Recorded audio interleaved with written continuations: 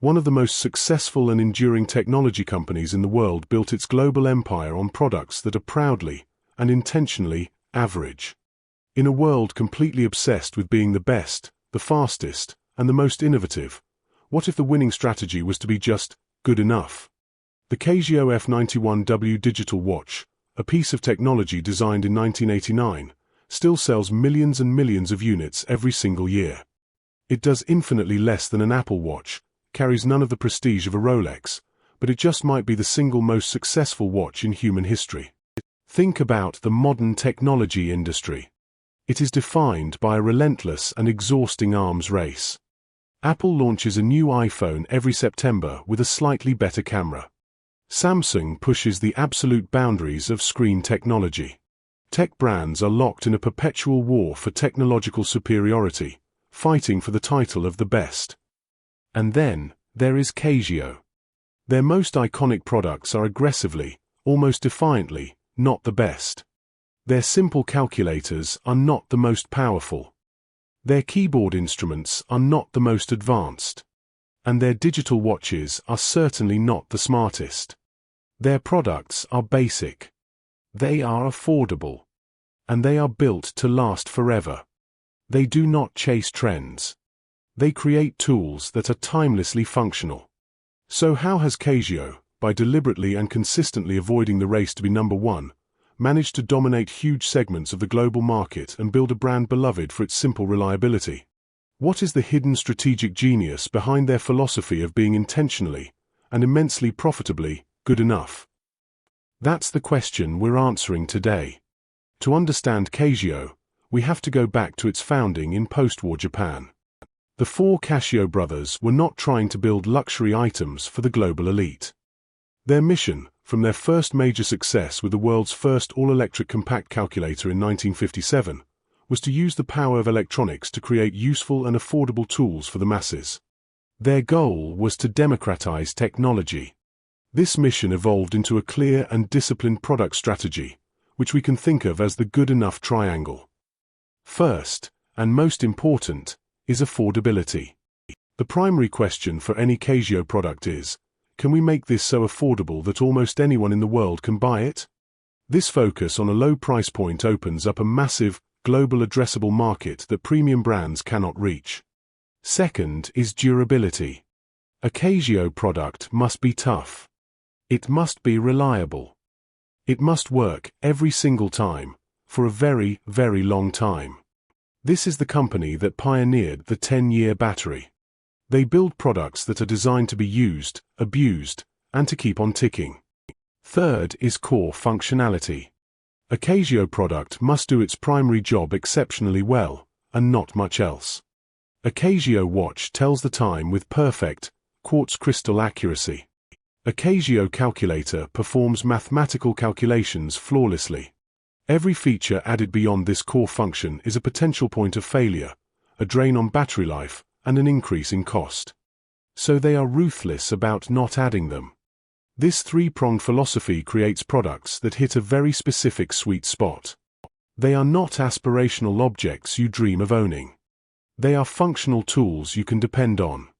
They are not exciting, they are profoundly reliable.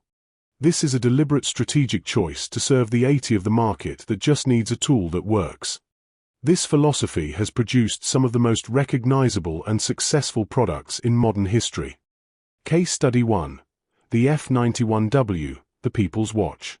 Released in 1989, the F91W is a masterclass in minimalist function. It tells the time and date. It has a basic stopwatch, an alarm, and a tiny light. That's it. Today, it costs about $15. While other watch companies were chasing the high-end luxury market or cramming features into their digital watches, Casio focused on the mass market. They created a watch for everyone. A student, a soldier, a construction worker, a billionaire. It is a classless object. Its immense value is not in its status, but in its pure, simple, unwavering utility. It has sold hundreds of millions of units.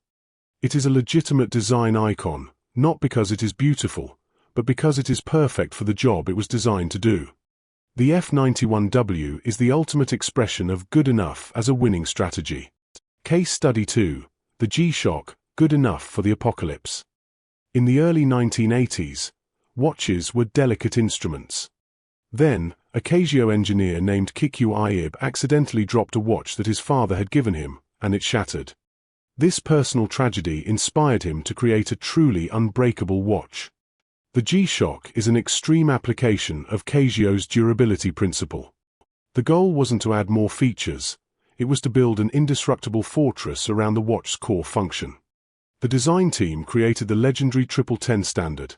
It had to survive a 10-meter drop, have 10-bar water resistance, and a 10-year battery life. The resulting watch was big, plastic, and unconventional. But it was unbelievably tough. The G-Shock created an entirely new category of timepiece and was quickly adopted by first responders, military personnel, and extreme sports athletes. It became a cultural icon. A G-Shock is still good enough. It doesn't have a color touchscreen or an app store, but it is the best in the world at its primary job, surviving anything. If this good enough strategy is so brilliant, why doesn't everyone just copy it? Because Casio has built a powerful and highly defensible moat in the middle of the market. Think of it as a strategic squeeze. On one side, you have the high-end competitors. A company like Apple is strategically incapable of competing with the Casio F91W. Their entire brand, their high-end material costs, and their profit margins are all built on selling premium products at a premium price. They cannot release a $15 Apple Watch Basic without completely destroying their brand identity. They are locked in the high end. On the other side, you have the low-end competitors. There are countless no-name factories that produce cheap knockoffs of Casio's designs. But they cannot replicate Casio's single most valuable asset, trust. For over 50 years, the Casio brand has built a global reputation for quality, Japanese engineering, and reliability. When you buy a $15 Casio, you're not just buying the plastic and the quartz crystal. You're buying the confidence that it will work, as advertised, for years. This brand equity is a powerful fortress that cheap imitators cannot breach. Trapped between the high price of premium brands and the low trust of cheap knockoffs, Casio dominates the vast and highly profitable middle ground. Let's connect all the pieces. Casio's strategy is not about being lazy or average. It is a disciplined philosophy. It begins with a laser focus on the mass market, built on a triangle of affordability, durability, and core functionality. This philosophy produced timeless icons like the humble F91W and the indestructible G-Shock. This powerful position in the middle of the market is then defended by a brilliant strategic moat. Premium brands can't compete on price, and cheap brands can't compete on trust. And that is the secret. The genius of Casio is its profound understanding of a fundamental business truth: the best product is very often not the best business. There is a vast, global, and immensely profitable market for products that are simply reliable, affordable, and do the job they were hired to do, perfectly. Casio's genius is not in its cutting-edge technology. It is in its corporate discipline. The discipline to ignore the hype. The discipline to resist the temptation to add unnecessary features. And the discipline to stay relentlessly focused on serving the practical, everyday needs of the average person.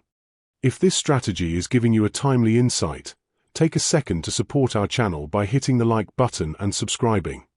The good enough strategy is incredibly resilient. While high-end tech companies are locked in a constant, expensive, and stressful arms race to innovate, Casio sits back and continues to profit from products it designed decades ago. Their business is not vulnerable to the latest software update or the newest microchip.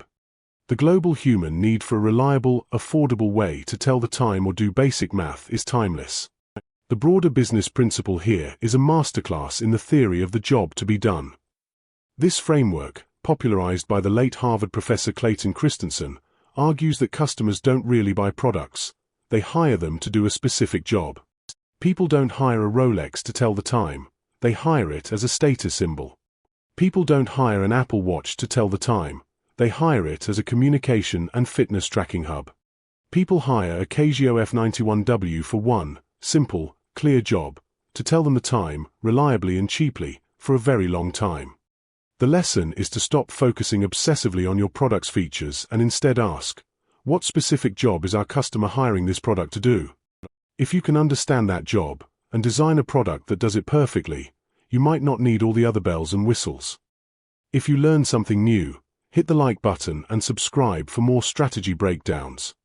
And let us know in the comments, what company's strategy should we unlock next?